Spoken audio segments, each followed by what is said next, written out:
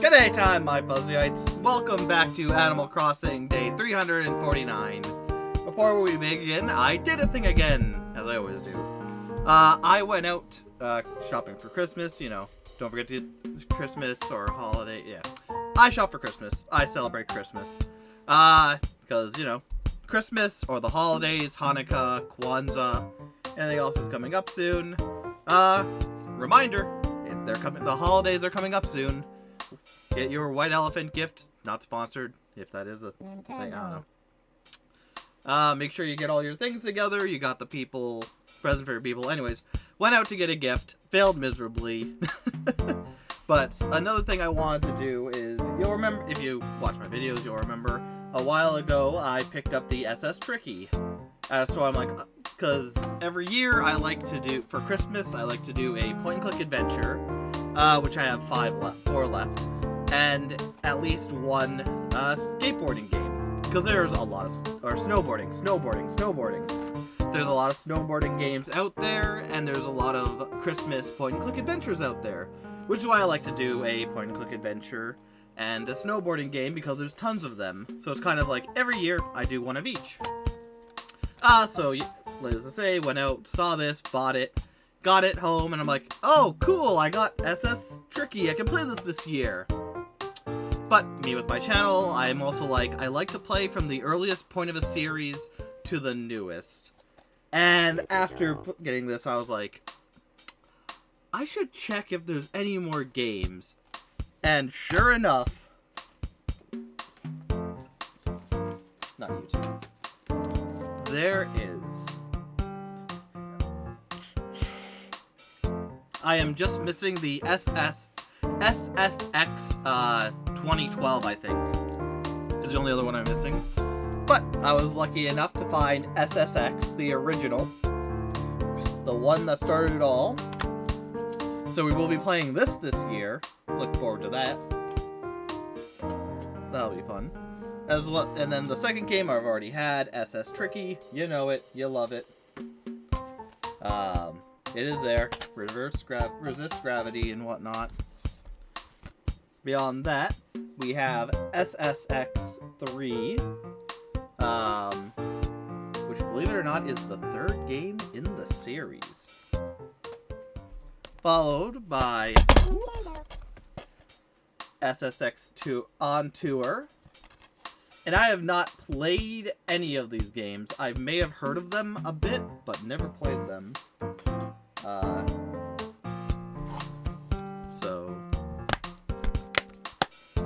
And then SSX Blur is the final one that I have.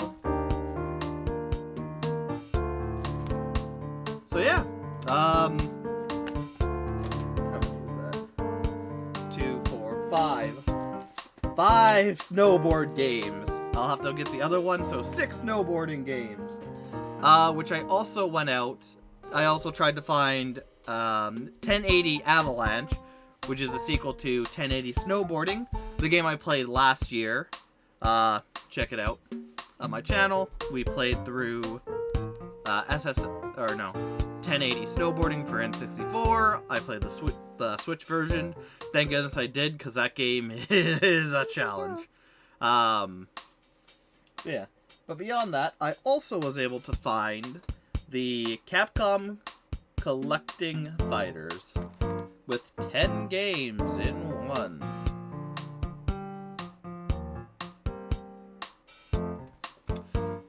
So now I have Darkstalkers, I don't know what that means. But I also have Night Warrior, Darksiders Revenge, Vampire Hunters, Darksiders Revenge, Vampire Hunter 2, Darksiders Revenge, Vampire Savior 2, Street Fighter 2, Red Earth, Super Gem Fighter, Cyberbots, Full Metal Madness, and Puzzle Fighter 2 Turbo. Super Puzzle Fighter 2 Turbo. I'm not much of a fighting game fan, but I'm a collector, so it's always good to have more games in my collection. And then finally, I also found Shaun White's snowboarding. which is the game... Yeah. Which is the snowboarding game I played 2 Christmases ago. I played the Shaun White's Road Trip Snowboarding. And I saw this, I'm like, oh, another Shaun White boarding game. I'm like, oh, I'll take the snowboarding game. And the guy was like, oh, this isn't the snowboarding, it's skateboarding. I'm like, oh, whatever.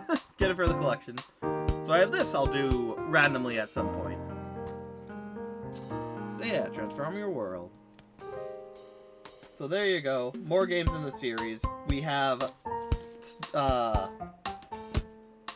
snowboarding games for days.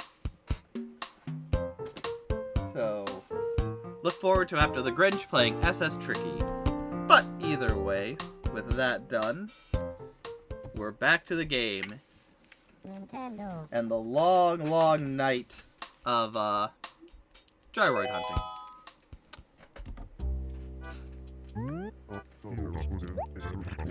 It is December 15th, 2024 at 10:37 p.m. Ooh, if I wait long enough, I'll be able to talk to Wisp. Maybe. So I might do that too.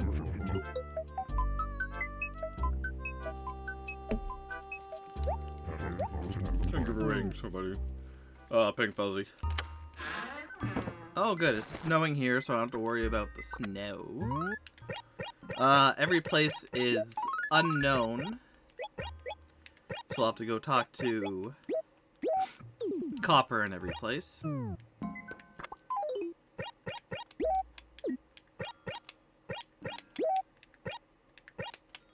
Oh,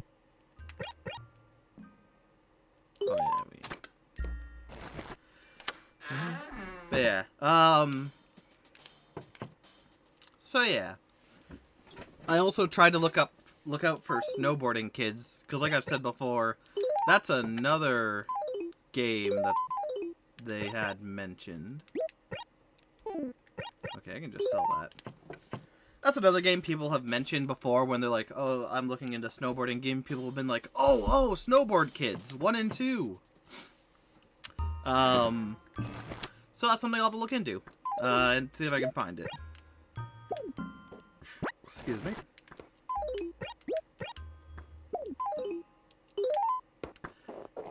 So yeah, there's nothing I can do here because it's still snowing. This place is going to be gyroid paradise.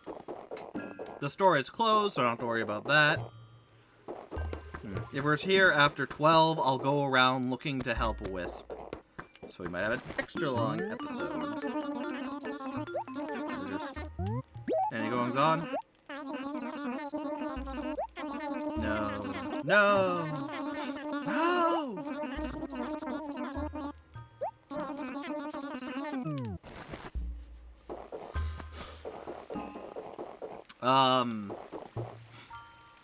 Beyond that, not much more going on. I got the games for whatever. Play-wise, I'm still doing the mining mechs, mech miner, something like that. I've beaten the original mode.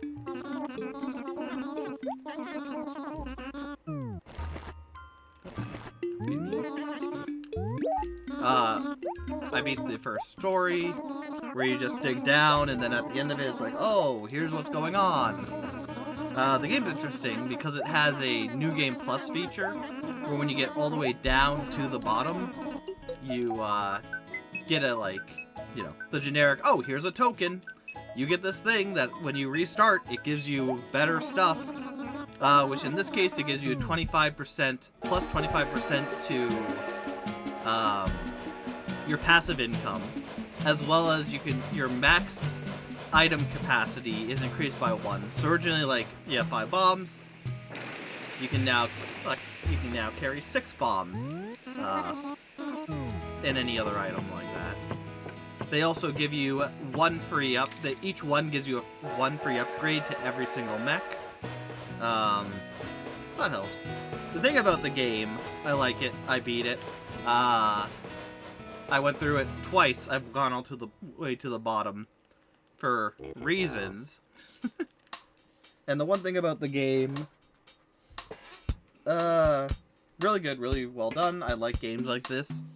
There's something about digging, just digging down, getting ore, upgrading your character, just upgrade games entirely. I like how you start going slow and do the same thing, and then over time you get more and more like built up to be better and stronger.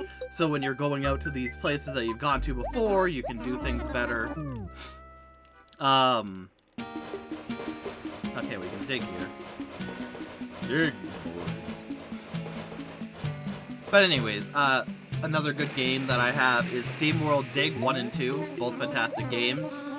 And those were also the old Flash game that I think was the first one I ever played for this sort of game. I can't remember what it was called. I think a YouTuber, Easy Speezy, once played the game. I guess not sponsored by Easy Speezy. And like I always say, I don't like giving out names, because if I'm gonna stand on my own merit, I don't want to be like, oh yeah. I don't know. I just feel like it's not disrespectful, but weird to be bringing up other YouTubers. Of course, in this case, it's like I can't really say, oh yeah, this one YouTuber played it, without, saying. Easy Speezy, he did a speed run of the game. I never got to the bottom, but the speed run was interesting. Yeah, an old Flash game, first one I've ever seen. Good game.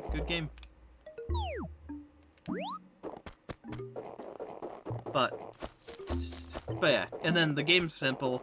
The one thing about it that I'm kind of like, why wouldn't you just, do more, is in the achievements. The achievements section of the game, which is, the achievements are very easy. A majority of them are just, get 100 of every single medal. You're going to be doing this anyway. A lot of them are just the classic, you're going to be playing. Sooner or later, you're going to either be doing this naturally, or you're going to be easily able to hyperfixate on this to get it. Which I had to do for one thing, because, I'll just say it. In the game, there's junk stuff, whereas you're digging down, there'll be junk that gives you like 1 coin for it, so it's not something you really want, or is good to go for. So if you're playing like I am, you're gonna be like, you're not gonna go out of your way to get the junk. There's no point to it. Unless it's in your way, there's no point to getting it.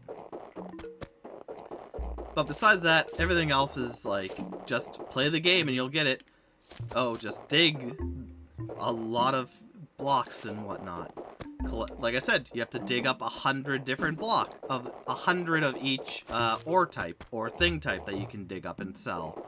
Except for certain very, very rare ones. Those are like, 10, 20, and 30 for those. And then the main achievement is basically just beat the game. Beat the game this way. Beat the game again. So overall, it's just, it's easy. I did it. I finished it. I got 100%. And then I went, hold on. What about the bonus map? Or the DLC map? Because there's a DLC that is like a winterized North Pole thing. Very nice, by the way. Very nice.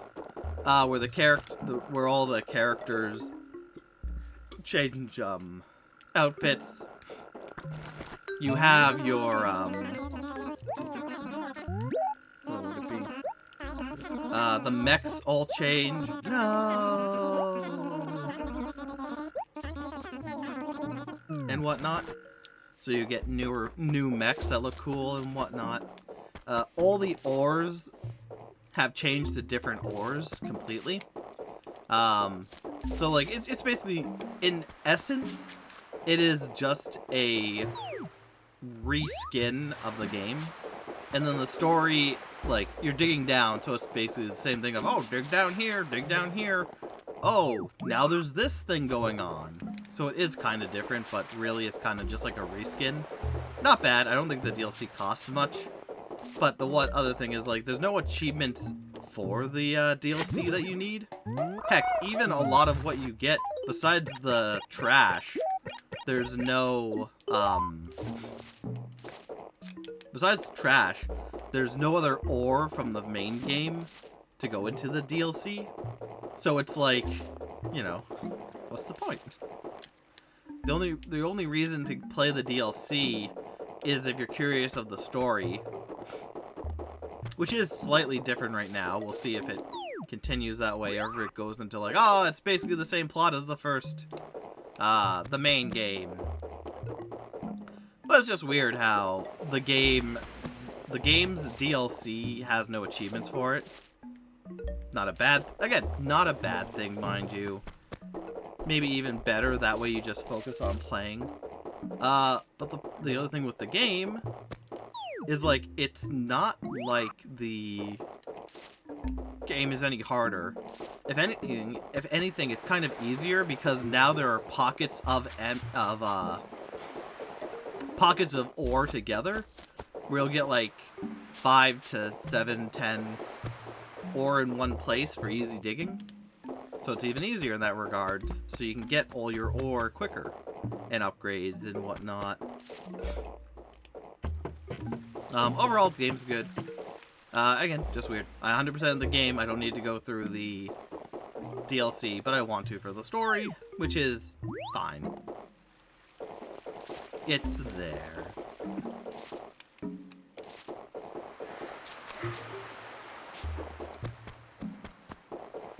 And then had, yeah. And then beyond that, outside of that, it's... I think we have that one.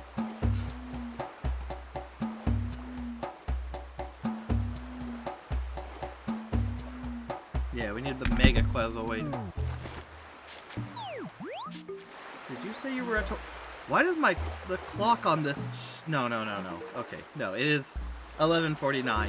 Okay. I saw the top part and thought it was 12:15. But no, that's the month and then the day. It's the, like I said, December 15th.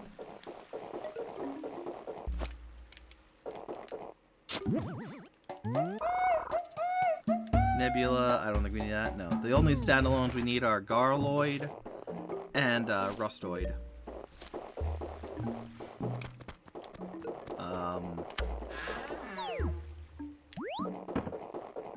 What was I talking? Yeah, so the game's fun. Been playing it. Almost done it. Gonna get to the end of the story in this one. It's also multiplayer. I haven't played multiplayer, but apparently it is multiplayer where you can have more than just yourself. Which I have no idea how that works. If, like, the money is communal, and if someone buys an upgrade for a machine, then, you know, the machine is just unlocked for everyone. Or what? But, you know. Maybe in the future, I'll get some, maybe in the future, me and Easy Speezies will be friends, and then we'll do a speed run together.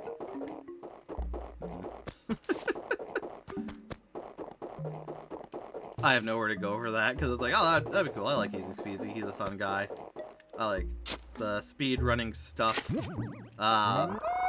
But again, I feel weird being like, yeah, this other YouTuber who's established, I would love to be their friend.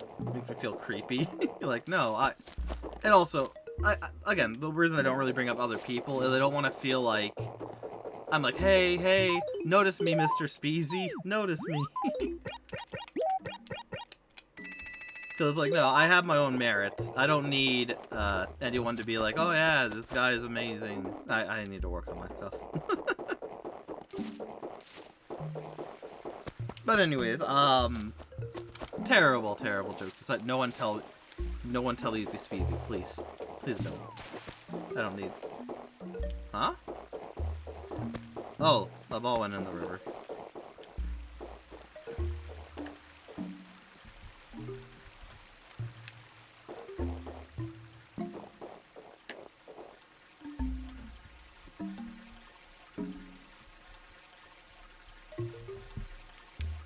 it's gone forever. Oh, that was a Mega Timoid. No, we need the Mega Spodoid, Crocoid, Strumoid, Alloid, Dingaloid, and Quizoid. Keep track at home. But yeah, still good game. Fun game. Almost done it. Almost 100%ed it. Almost done. Maybe in future, I'll do a thing of playing the game. And I'll get friends together and we'll go through. Because one of the interesting things about the game is that there is, there are mines just scattered throughout that you connect pipes to, and those are what generate your passive income. So very interesting concept. That, like, there's the point that you don't take damage, which I kind of like, because it means I can just drop from the sky straight down in a hole.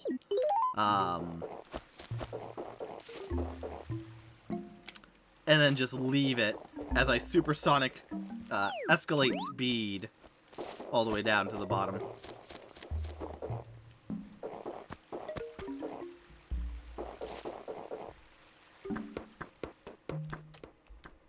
But anyways.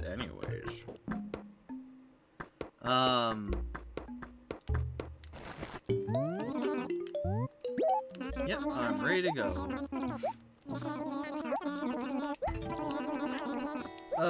Besides that, good game. Gonna finish that up probably today, and then move on to the sequel super thing. Because yeah, the thing that makes this game stand apart is the what is it? Passive income through the mines, which is fun. I've actually done it where I just leave the game going for an hour or so at a high amount of money and just do whatever else, and then come back and just buy the best mech.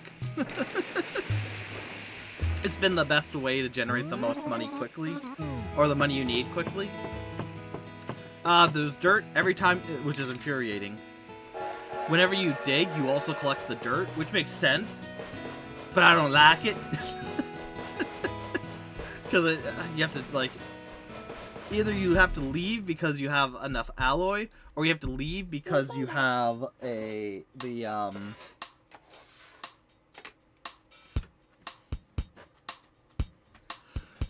you're filled up with dirt. You can't take anymore. So, you know, a little annoying. It's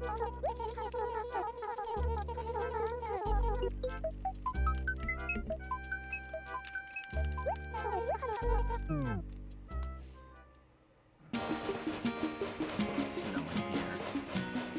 You know what I'm gonna do? I'm gonna wait till 12 and actually look for Wisp as well. Oh, we got all these, so I don't need that. Use sideways. Yeah, I keep my memory cards sideways, so I can tell where I have been, which ones have gyroids to go for and which ones don't.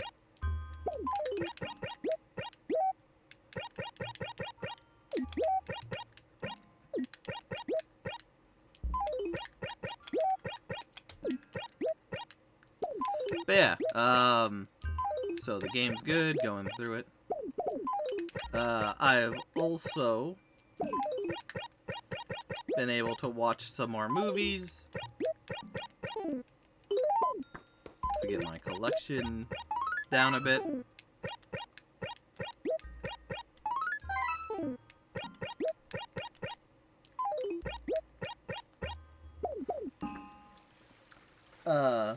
So one of the movies I watched was Scrooge,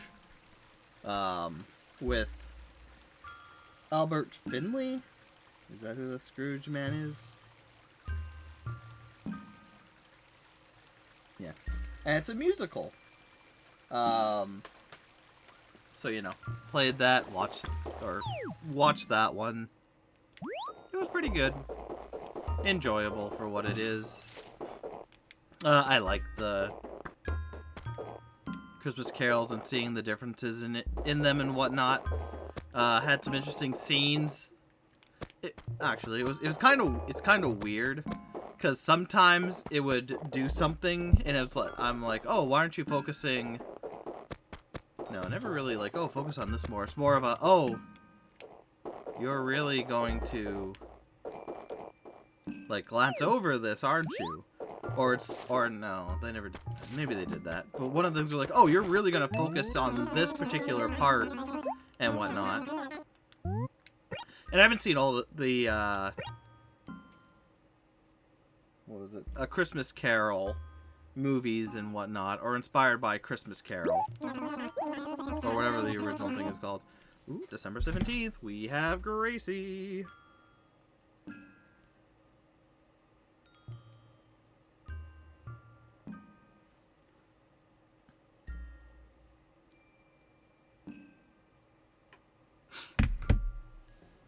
Hi, Salem. Yeah.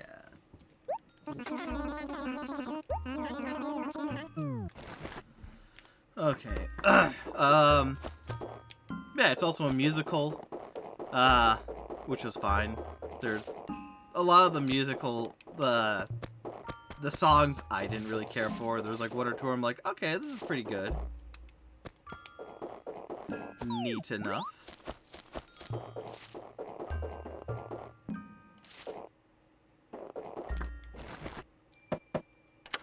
I'm gonna break into this house for a little bit.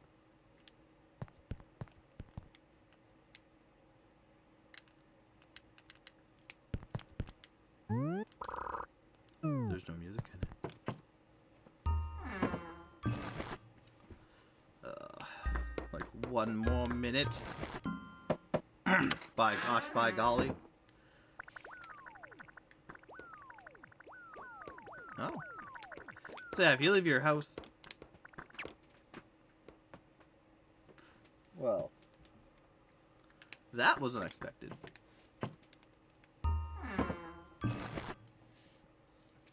So yeah, it was fine. Nothing of note really. Like they played the characters well and whatnot. But then the other one I watched was the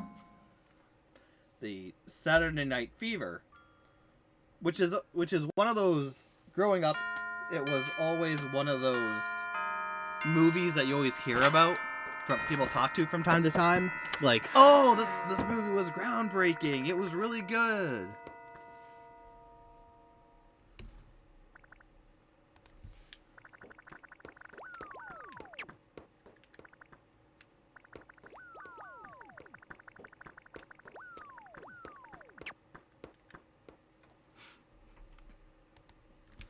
Again, 28 minutes in, killed cockroaches.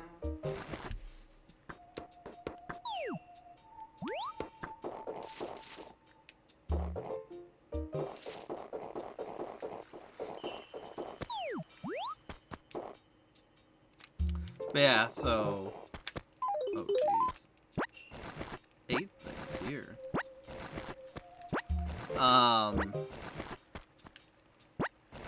Where was I going? Saturday Night Fever, which was it started out as a fine movie.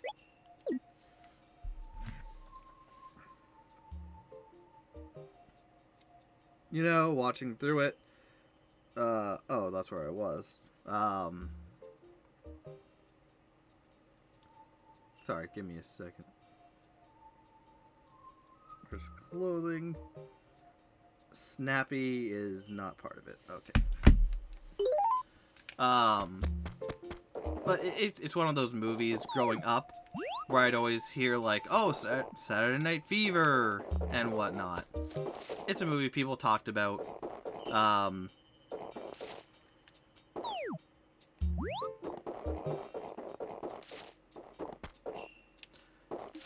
It's in the similar vein of like the Rambo movies or Rocky, where people are like, oh yeah, fantastic movie to watch, or at least to know about. And so I'm like, okay, it's the next up. I watched it. It's rated R. I'm like, okay. Weird movie and whatnot, but yeah, rated R is not a problem at all. But either way, was watching it, and I'm like, it's just the main premise if people don't know, and spoilers. I don't know if you want to watch the movie or not. I will spoil that it gets very, very dark at the end, where out of nowhere, a girl loses her innocence, like, for no reason other than saying, no, I'm not interested in dating you or doing stuff with you, to another guy. So, like, spoiler alert right there. Also, you know, racism and, yeah, racism. Racism and sexism, which is never appropriate, but it's one of the things where to get the capture of the time period, you know, people were racist back then. It was never right. It was never right then. Is never right now. Unfortunately, that's just how people are. And, you know, like I always say, we need to work together to fight stuff like that and go against it. Because when someone... But basically my stance is, it doesn't matter what someone's... Like, you should never judge someone by their religion or how they look or what they believe in, unless their belief is like Nazism or white supremacy or another group should not exist. That's the only time I would say maybe that group should be placed elsewhere. But anyways, I'm getting away from my message. But anyways, so if you don't know, spoilers for the movie, it's about a kid growing up in Brooklyn. He's a good dancer, disco dancer and whatnot, and he's going out to the clubs, dancing, that's his life. He wants to be more than the black sheep because the parents don't really care for what he does. He works hard, but, you know, it's not the best job in the world, I guess. I don't know. A lot of what I've watched was just like corner of my eye, watching it on one side of the screen as I'm playing games on the other. Yeah, and it's John Travolta. John Travolta is the main character. Has some good moves, have some darn good moves. No mistake in that. And then in the movie thing, there's a dance thing coming up. A girl that likes John Travolta's character is like, oh, we should do a dance. He's like, no, I don't care for you. We're not going to get together, which is fine. You know, if you're not interested in someone, let them know gently and whatnot. You're not interested. And then another girl comes to town, his perfect girl, who's dancing with someone else. And so he creepily tracks her down to a studio, asking around. He's like, oh yeah. She comes in this area and whatnot, so he goes to her, talks to her. Not the best conversation. It's a conversation of that time where men were very dismissive, a bit, or like very crude. But anyways, main story. So they're doing that. They're going for they're like, okay, well, dance with me for the thing. We can win the tournament and whatnot.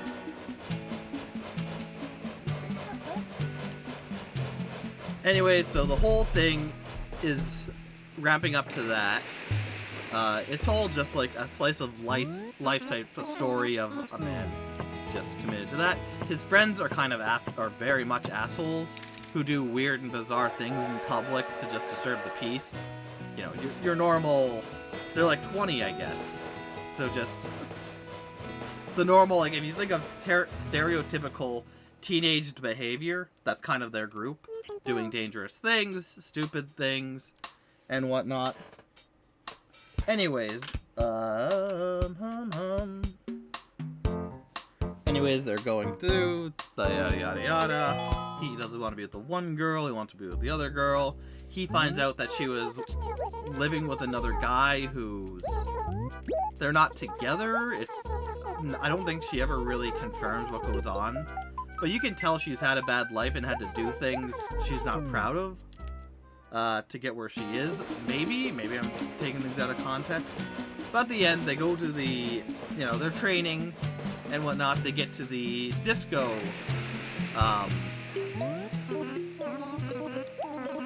festival, tournament, whatnot.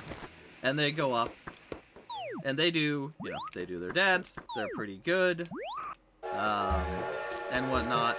And then another people come up who are, I believe, Spanish. I believe Spanish. I may be wrong, and I apologize if I am. They do a really good dance. He's all up in arms. Because, like, oh, they did really good. They're gonna win this. He's like, no, you did good, man. You're gonna win. Shut up, man. Oh, they did really, really good. And they did. They did really, really well. But he's all up in arms. He's angry about that. End of the thing comes up, and sure enough, he's like, that team gets second. He and the girl he's with get first. And he's like, no, did you see how they danced? They deserved it. And because of, racism, you can't just let the people who are not native to the area win. Oh, that would be unthinkable to let the people who deserve to win. So he gives them the trophy, walks away in a huff. They get into the car, and then he tries to make a move on the one girl, and she's like, no, I don't want to do that. And I'm like, okay, it's fine. You can say no. You should always have the right to say no if you don't want to do anything, and be upfront to the person, be like, hey, I'm not interested in you in that way. We're not going to do this, and whatnot. Which, I think the girl is throwing out some mixed signals. But I think, like, I don't know if she wanted to be his boyfriend, because at one point she's like, oh, he's like, can I walk you home? And she's like, no, you should have just done it. You didn't need to ask. It's like, okay, whatever. Showing interest, but, I didn't watch it fully. Maybe I missed something. What's going on here? Red the 19th.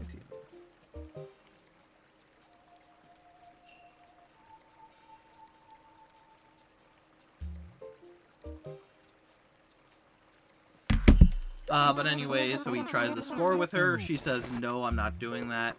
And so he's pissed off. They're in the car.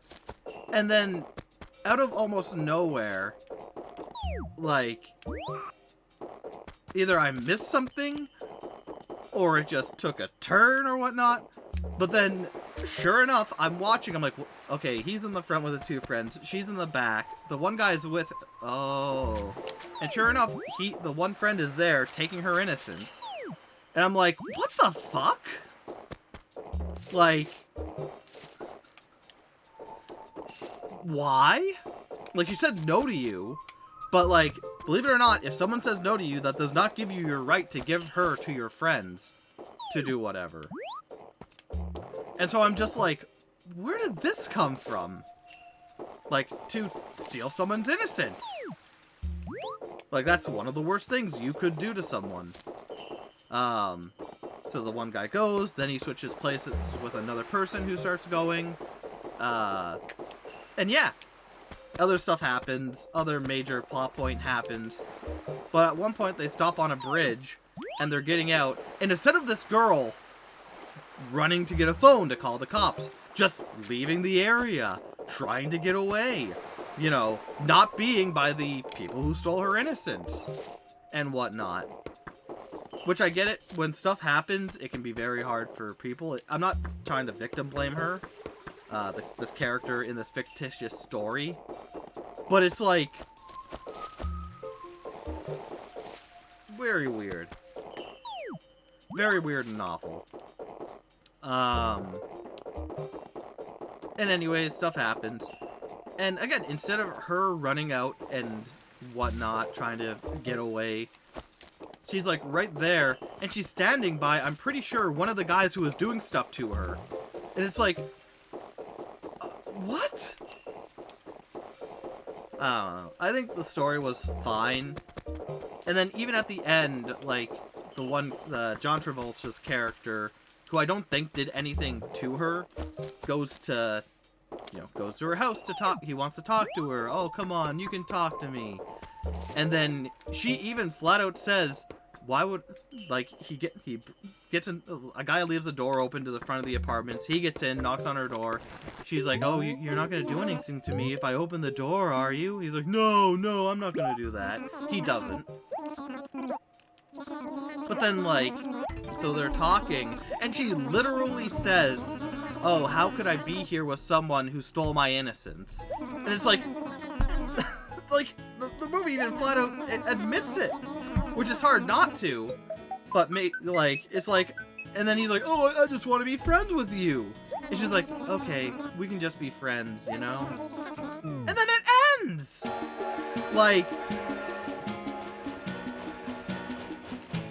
Like again, and I don't, it's tough in that circumstance. I don't want to victim blame people because, that's such a horrible thing to go through. And I think there's like a layer that we don't really see, but is gestured at, that she's already had a terrible life and had to do things she wasn't comfortable with. And so it's like, just bizarre. And it's like, oh yeah, and like I said, I watched it. I had bought it years ago because people would say like, oh yeah, Saturday Night Fever, that's a movie thing I constantly hear about.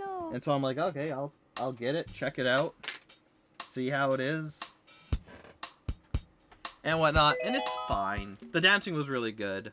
Music was done by the Bee Gees. I think they made music for it, specifically, which is neat. But I'm just watching it, and it's just like, it's also apparently in the, hey,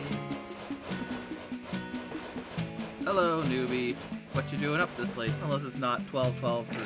Oh, it is 12:12 for me. Just had stuff earlier in the day, so got on late. And still going. Just a bit. We're trying to find Wisp, because I'm up anyways. I might as well look for Wisp. I'm talking about Saturday Night Fever, a movie I watched, which is bizarre. But anyways, the movie itself is also apparently, what did it say? It's like circumvented into the,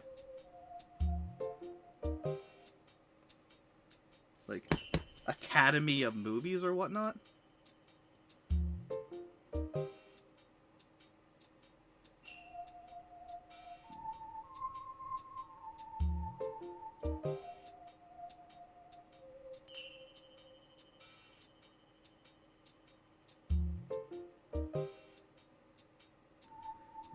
It was a major critical and commercial success, tremendous impact on pulp culture, helped popularize disco around the world, and initiated a series of collaborations between film studios and record labels.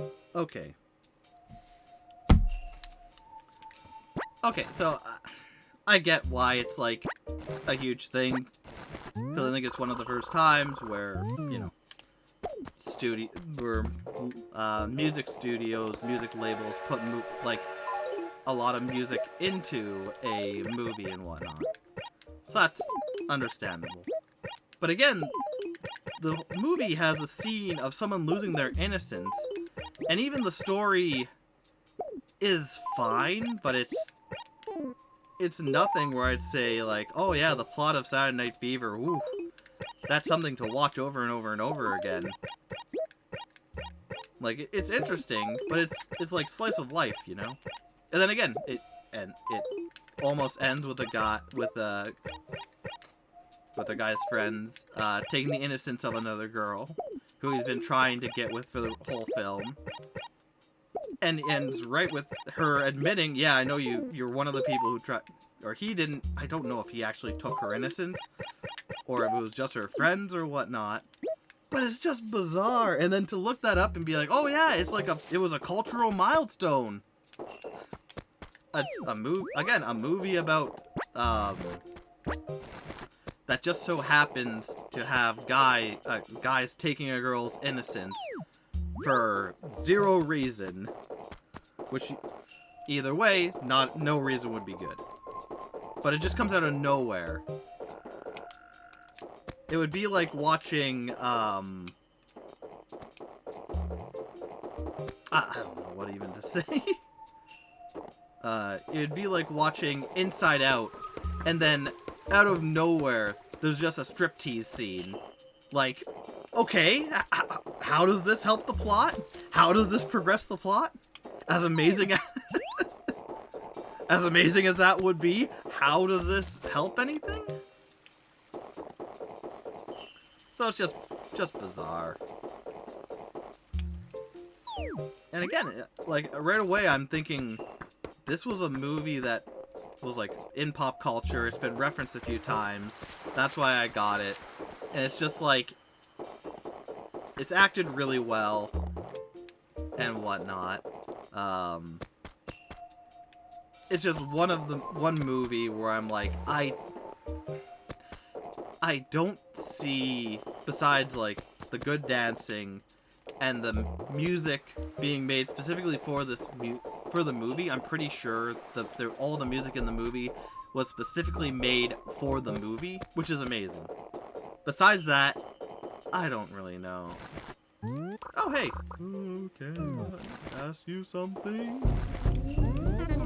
Thank you for noticing. I'm sorry to bother you at this late hour. Yeah, right now, I need your assistance. Spirits.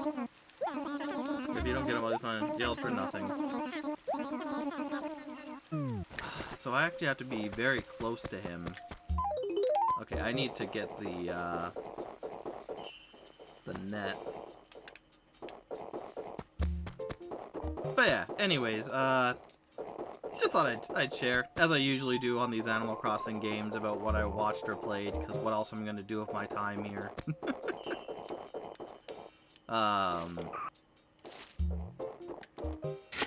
Just caught me off guard, really, is what it is. Because, like, the story is fine. He's just obsessed with dancing. Apparently it's also based on a fictitious stories from the, from a thing. Never heard of it. Interesting. Kinda. Like I said, if you want, you can look earlier, seeing it. Because, like, literally, the movie is the guy works at a paint store, selling paint and whatnot. But he dances every chance he gets. He's very popular. People like him. There's a dance competition coming up. A new girl's in town. The girl of his dreams. She's dancing with someone else. He talks to a guy, tracks her down to a place where she's doing ballet. He talks to her, very much in the, you know, olden time where men disrespected women. Convinces her, hey, you know, everything you're saying is complete shit. I don't care for what you're saying. We should be dance partners. Like, I'm exaggerating a bit, but it basically boils down to, I don't understand. I don't care for that. We should just dance together. She's like, okay, just dance. We'll just dance. Anyways, they go dance, and yeah. Stuff happens with his brother, and whatnot. Stuff happens with his friends, and it's just... It feels like... You know what it is? It feels like they were doing a story. They had written everything out. They were getting to the end, and they were like, oh, you know what? We don't have anything major in this story to really, like, sink people into it and whatnot. I mean, earlier on, their one friend gets attacked by a gang. They're told it's one gang who they beat up, they get very bloodied from, and then the one friend's like, I don't know if it was them. I just said it was possibly them. So even that was kind of like, okay, why even have that in the first place? It doesn't come back either. It's not like the gang the gang they fought comes back and affects them anyways.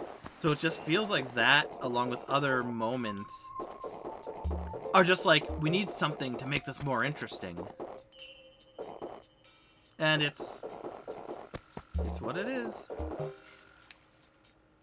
Alright. Hunting for the orbs. And like I said, like, reading what I just read, I understand why it had such cultural impact, and whatnot. But it's just, it really feels like they just got to the end of the script and said, okay, we need a few things. We need something big to happen that'll, like, really shake people up.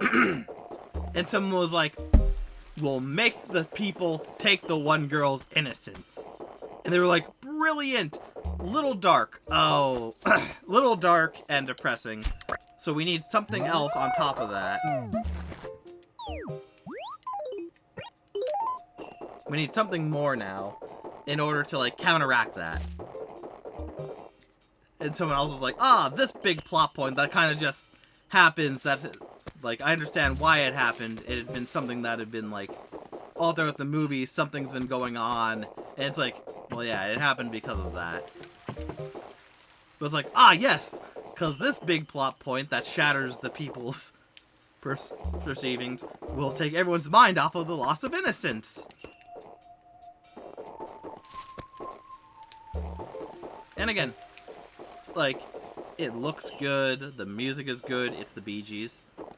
They had some good hits, love their songs. Yeah, there's not much more I can talk about with it. Again, to me, it's like, just one of those movies where I'll probably never watch it again. Especially with the ending, but even without the ending, like, it's fine. But it's also very much like a slice of life thing. It's meant for people who are like, oh, I could never be a disco dancer. I'm gonna watch this movie about a disco dancer and like live in that time period where they were homophobic and racist. The N-word gets pulled out like 2 or 3 times in a row.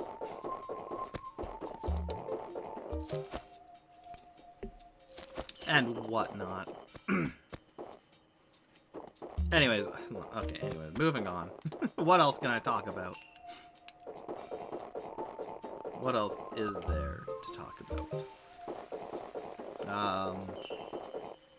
I played more of the Tony Hawk Pro Skater. I can't save anything, so I decided to just play and see how far I would get. And then I got all the way to the final area. Spoiler alert. You unlock Roswell, New Mexico for the final skate competition. That makes 2. And whatnot. And then, so you go to the skate competition, stuff happens, it's fine.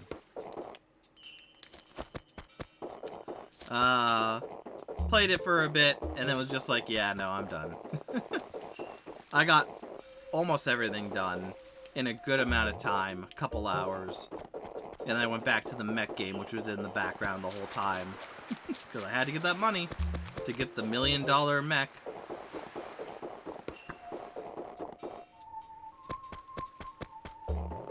But yeah.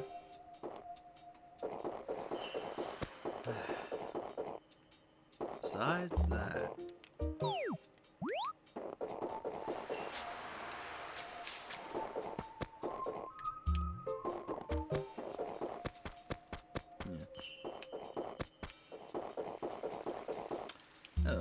Oh, you finally figured out the song that's been stuck in your head on and off for 2 days. Ooh, what great song. Okay, no, that's him. What song was stuck in your head? That's a good thing to pivot to.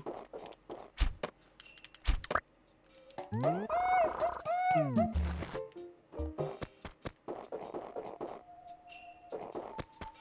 there are so many great songs out there. you know?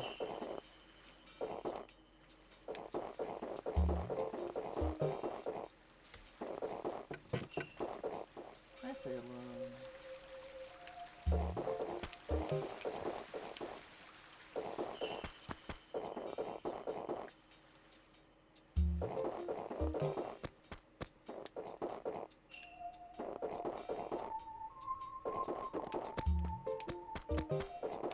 It was Mario Kart 8 Deluxe's Lunar Colony. It's been a while since I heard that one.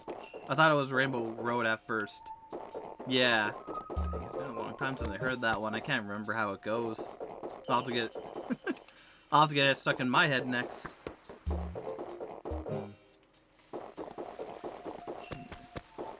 Yeah. Mario Kart and Nintendo in general do really good with their songs. So it's very easy to get stuck in heads.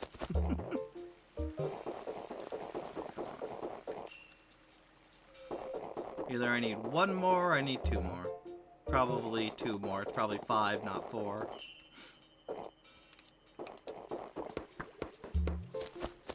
Like, Copper won't tell me, like, oh yeah, there's a weird orb in such and such section, right?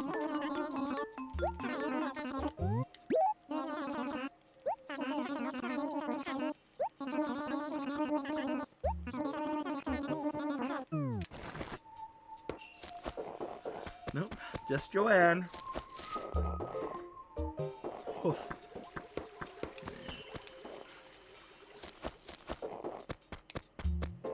Yeah, besides that, anything else going on? You haven't played Mario Kart in months? Months. What was your favorite course when you were younger? You just choose the course, each round, and your family was sick of it. Yeah. It is a highly popular course, that's for sure. Really good, well made, really fun. Yeah, I hadn't played Mario Kart in general for Mario Kart 8 in particular for months, if not a year now. I'll have to go through the other Mario Karts at some point. Which means I have to go through the other Mario games at some point. Because I gotta go from the earliest of the series to the newest.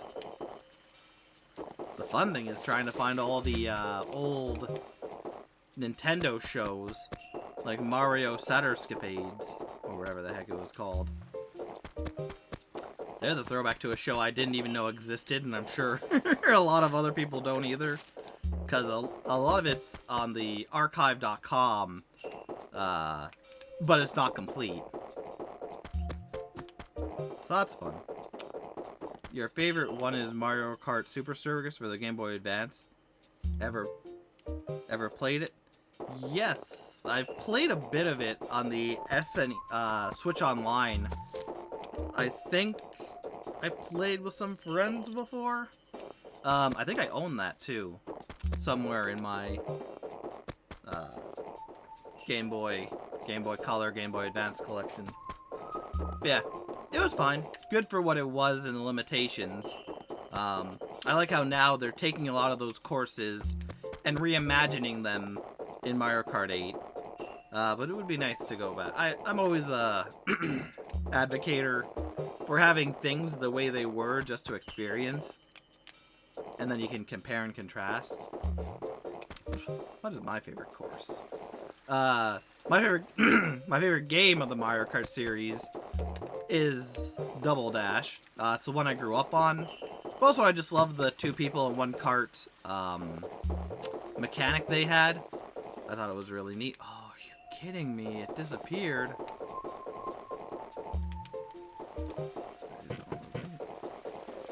That one was always fun. Loved playing that one. And the Dino Island course, whatever it was called.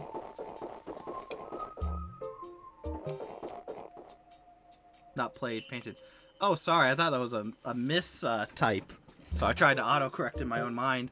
Painted. Not on paint. You have it on the wall. Ah, Painted, it's Rainbow Road. Okay. Double Dash is your second favorite. Okay, I apologize. That was me seeing that and just in my mind auto-correcting. I'm like, you painted it? No, that doesn't make sense. Who would be artful for Mario Kart? Oh, sweet. Love that. All good. Way too late for this. Yeah. Yeah. Way too late. And then typing and whatnot's always fun. In general, because there are a few people who have talked to who English isn't their first language, which is fine. Good for them for learning a new language. I should learn another language. Would be nice. But I get a lot of like types. Even people who are native to Canada, or are Canadian and speak English, there's always the typos and whatnot. So I'm always looking for that while reading, and yeah, that's just why.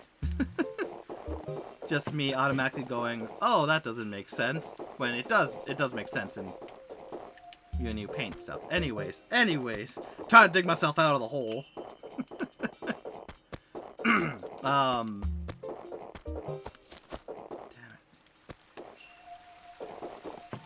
This is the only thing about Wisp that I don't like is it takes so freaking long.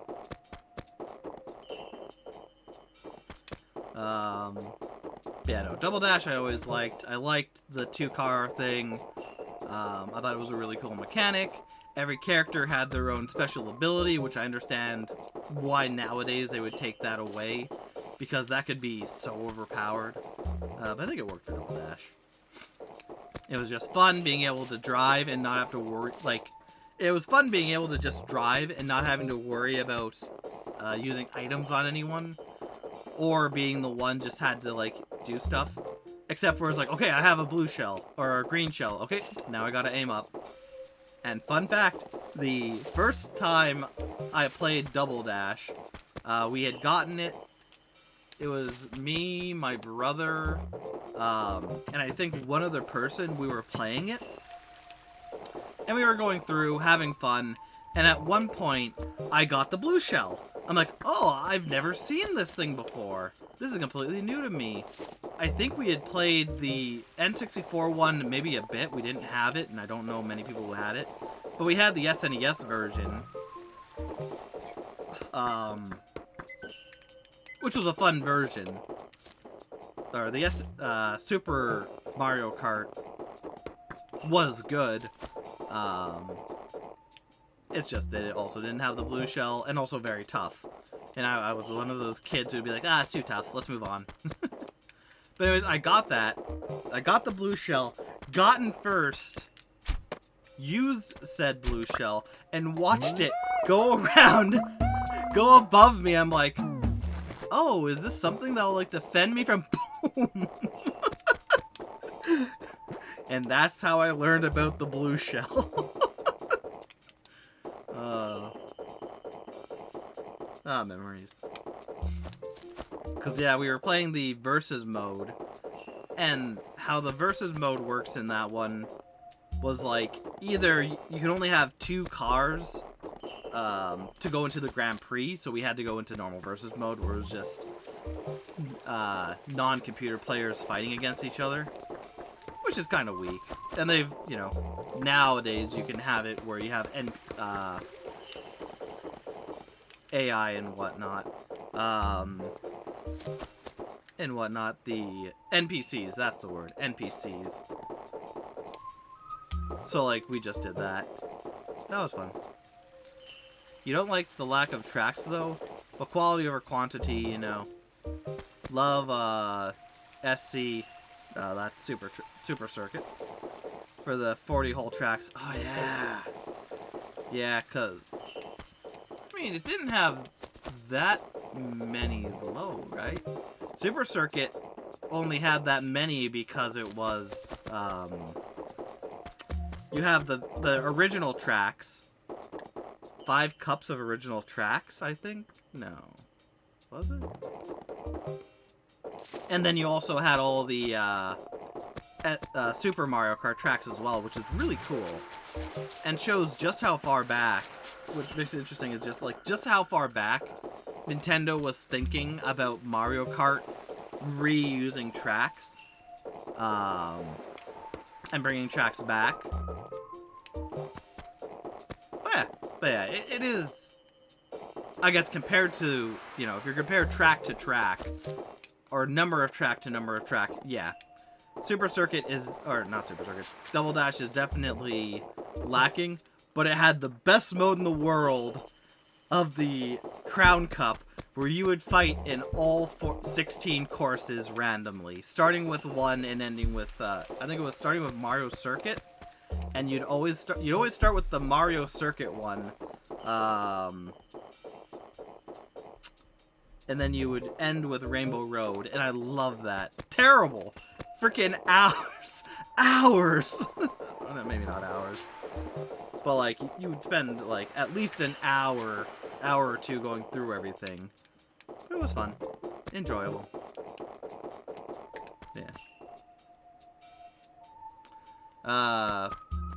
Nintendo didn't develop the Super Circuit using Intelligent Visions. Oh, I did not know that. That's neat. Intelligent Vision, that's Intelligent System. That's a name I hear every once in a while. I think they've done good. I mean, they did Super Circuit. So they gotta do some good. Oh! That's the last one.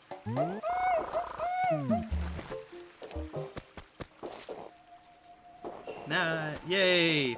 It took like 16 minutes, but now we can give it back and end the day. Woo!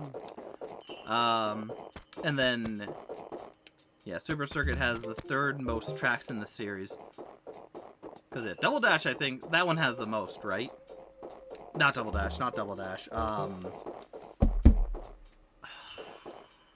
Mario Kart 8 Deluxe has the most because of all the bonus courses. Yeah.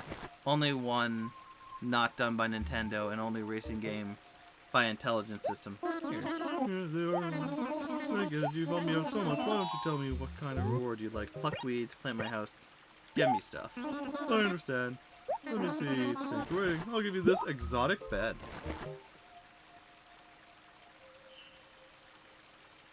I hope it's something you don't already own. I hope so too.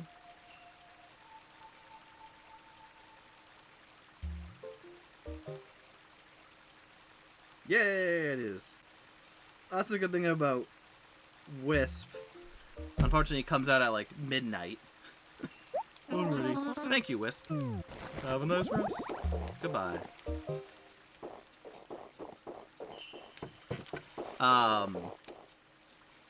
Shoot, where was I? Yeah, so that's good. That's the good thing about Wisp, is he will give you furniture you don't have. It's just, if you find him in an area, it can be rare. I think you have to have, I don't know if I think you can just keep he comes after so many weeds appear in your yard, or he can appear, and I don't know if I have to pluck them all for him to appear again. I don't think so, because that's the second time I've seen him without plucking any weeds. And then to finish up our conversation, yeah, Mario Kart Deluxe is number 1 because it just has like double. And then Mario Kart 8 is the second one. Yeah, because that had, I think, 2, 4, 6, 8? 8 to start? Or 10? Yeah. Yeah. And next thing they're going to do is Super Smash Karting, where they have characters from all over the Nintendo universe. Probably not, but I can dream. I might know. Maybe Super Hot. Take some Mario Kart DS. Mario Kart DS is your least favorite Mario Kart. It's not even a contest for me. Played that one. I think at this point I've played all of them, but they've been so spaced out. And like, years and years between them. Because, yeah. Like I said, at some point I'll play through all of them again. Because I think Mario Kart DS, that one had missions at least. So at least it had missions for you to go on, which I like. I like when games give you missions outside of the main source of it. Diddy Kong Racing, I think, is still one of the best kart races for me. Just because you have all those courses to go through. And then you have like, oh, every course has a coin thing. You have a time trial as well. And then there was also like a mini game-esque thing where you'd have to do something of either like, oh, keep alive as you go around a thing. Water area. Oh, you need to fly and steal eggs and get them to your nest. And whatnot. Yeah, Diddy Kong Racing is still really good for me.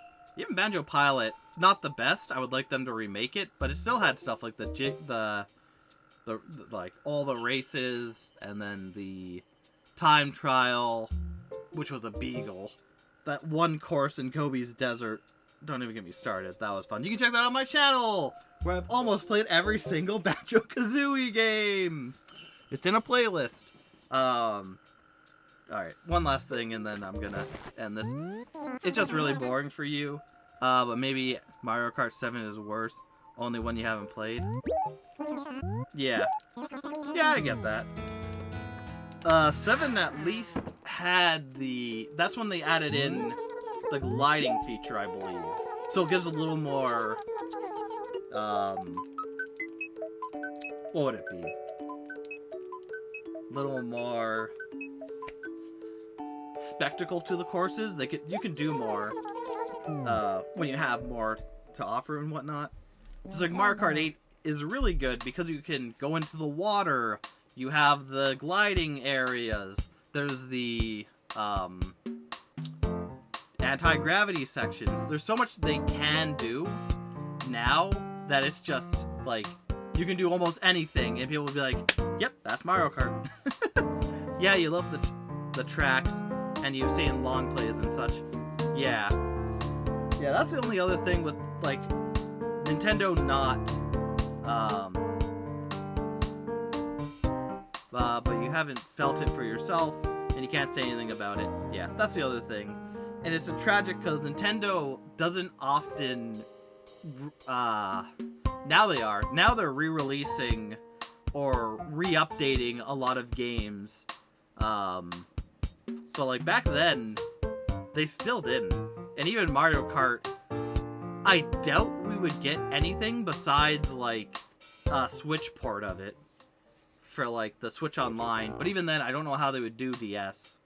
So a lot of those games are just like, oh, do you want to spend however much money on a DS as well as buy the DS game? Can you find the DS game?